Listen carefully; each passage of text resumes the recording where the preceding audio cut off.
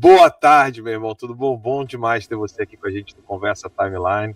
Darcy Bracarense. Tudo bem com o microfone? Tá tudo bem? Tá tudo certinho. Caramba, que bom poder falar com vocês mais uma vez. Alan, Ramagem com quem eu estive várias vezes lá na Câmara, trabalhando. Tive a oportunidade de testemunhar o compromisso e a seriedade que esse baita parlamentar tinha. Tá fazendo muita falta, porque é muito difícil você encontrar qualificação técnica, arrojo, enfim, uma série de elementos que normalmente você encontra em um e outro, mas o Ramagem conseguia reunir. Né? E é um prazer estar aqui com dois daqueles que pagaram algum preço por enfrentar essa luta.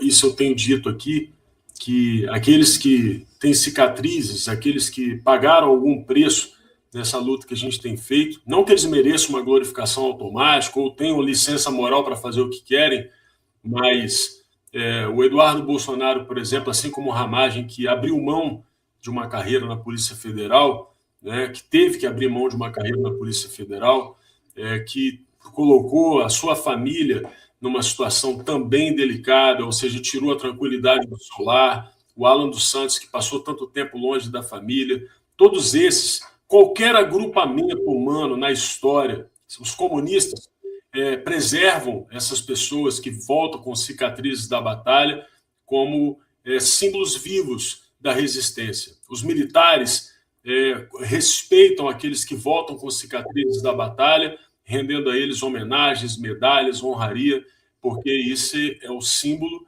da luta e que deve ser sempre preservado e reverenciado. Infelizmente, o nosso campo conservador muitas vezes reserva até mesmo o deboche, a ironia, o descaso, não consegue perceber o valor que vocês têm, que tantas pessoas que se doaram para essa batalha têm, a Carla Zambelli, enfim, tantas pessoas, né? O Eduardo também, que não está aqui hoje com a gente, mas que é um guerreiro, e a esses eu rendo aí a minha homenagem aqui na timeline e agradeço muito pelo trabalho que vocês têm feito.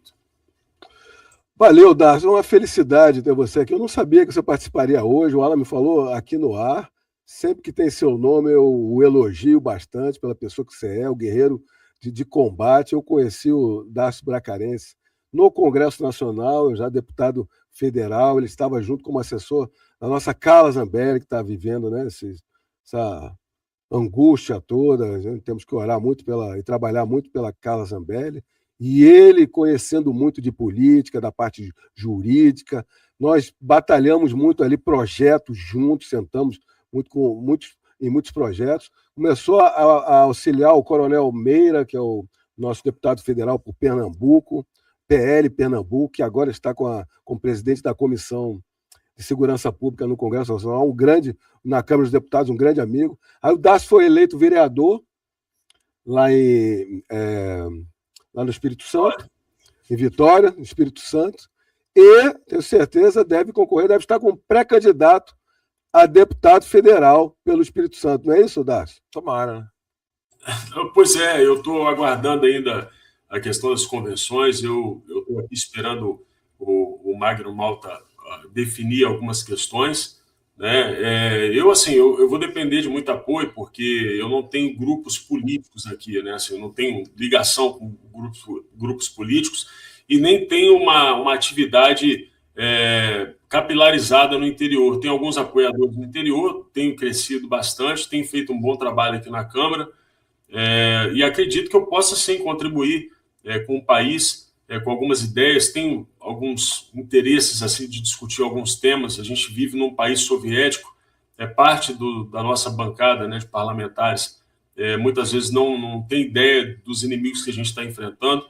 E eu tenho aprendido bastante, inclusive recomendo que vocês sigam, façam do Alan dos Santos aí uma fonte de saber, porque ele sempre está trazendo os ensinamentos do nosso professor Olavo de Carvalho, e eu acho que todos aqueles que tiveram a oportunidade de estudar, orientados pelo professor Olavo, que seguiram a bibliografia apontada por ele, estão entendendo muito bem o que está acontecendo no Brasil.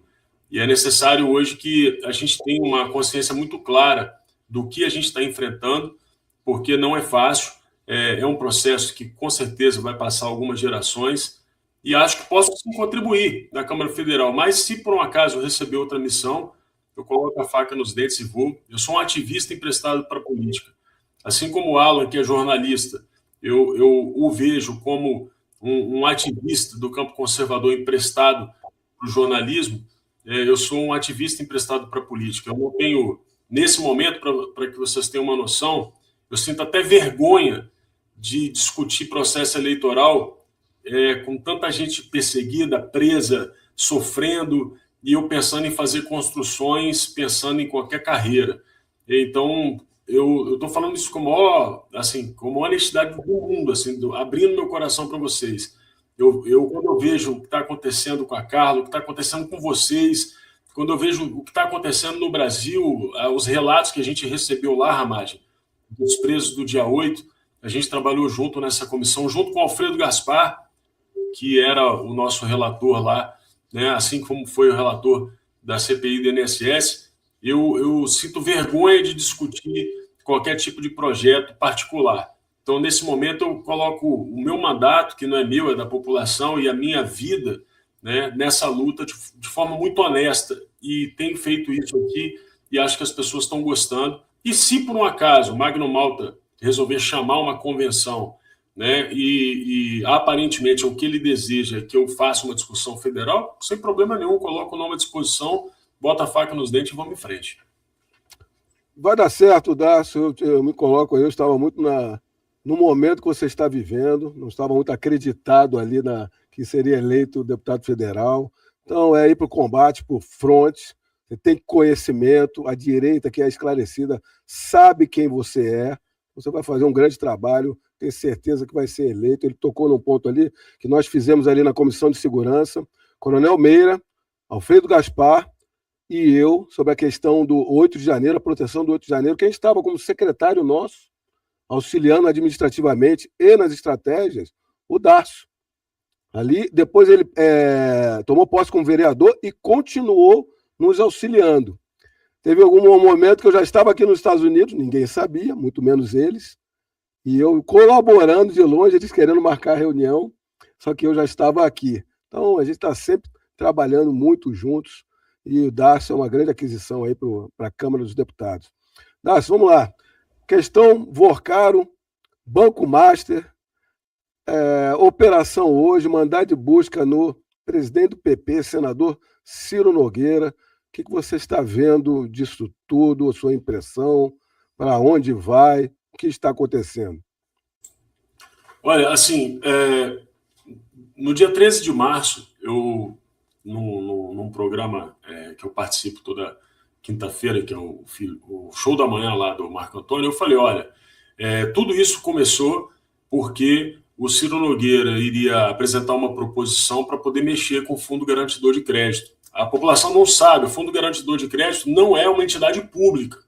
Ela é uma entidade privada mantida pelos próprios banqueiros.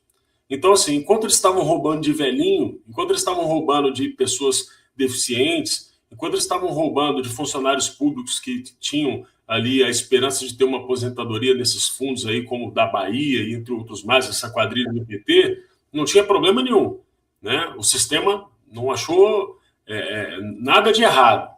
Agora, quando eles resolveram mexer com o Fundo Garantidor de Crédito, aumentando de 250 mil para 1 milhão, isso faria com que o Vorcaro conseguisse dar escala nesse rombo. Portanto, eles não estavam satisfeitos com os bilhões que eles roubaram, eles queriam mais. Aí os outros banqueiros, né, olharam e falaram, opa, isso aí a gente não vai aceitar. E foi justamente assim que vocês viram surgir vários jornalistas, inclusive da Globo, né, se levantando e começando a apontar algumas questões, inclusive, de ministros do Supremo. Até o Ciro Nogueira tentar mexer no Fundo Garantidor de Crédito não tinha problema algum. A partir do momento que veio essa proposta em que a conta do Vorcaro seria paga pelos outros banqueiros, aí, meu irmão, aí você já viu, né? A coisa começou a pegar e aí começaram a aparecer os jornalistas que até então estavam caladinhos, e aí a gente viu toda essa situação. Bem, sendo assim, é óbvio que o Ciro Nogueira é um personagem central nesse processo, né? Ele fazia parte, ele era uma espécie de sócio oculto. E aqui é importante também deixar claro que a lei que disciplina a delação premiada é a lei das organizações criminosas. Você já falou sobre isso, né? O Alan já falou sobre isso. E, portanto, para haver uma delação, é necessário, de forma pretérita, que exista uma confissão. Então, nós temos a confissão de um crime, e mais, nós temos a confissão de que é uma organização criminosa. Esse sujeito que foi preso hoje na operação, primo do Vorcaro, né, ele é do braço financeiro. O Ciro Nogueira é do núcleo político. Né? Agora, eu estou querendo saber quando é que a gente vai chegar no núcleo jurídico, porque o núcleo jurídico certamente vai envolver ministros do STF e, quem sabe, até mesmo outros personagens, porque, vamos lembrar, né, que lá em Londres, você tinha o AGU, o Messias, sentado à mesa do senhor Vorcaro, você tinha o diretor-geral da Polícia Federal sentado à mesa do senhor Vorcaro, inclusive até curioso ele estar nos Estados Unidos nesse momento, né? Deveria estar afastado. E inclusive até o próprio Procurador-Geral da República. Então, assim, é uma coisa impressionante. Eu não me lembro, em momento algum, a não ser talvez num regime soviético, de algo desse tipo, onde exista um conluio tão grande de tantas instituições envolvidas numa mesma operação. Então, como é que eu estou vendo? Eu estou vendo estupefato, porque eles conseguiram construir debaixo dos nossos narizes um regime tão corrupto quanto era o regime soviético. Cara, é assustador. Realmente, isso que o Darcy está falando precisa ser dito por cima dos telhados, né?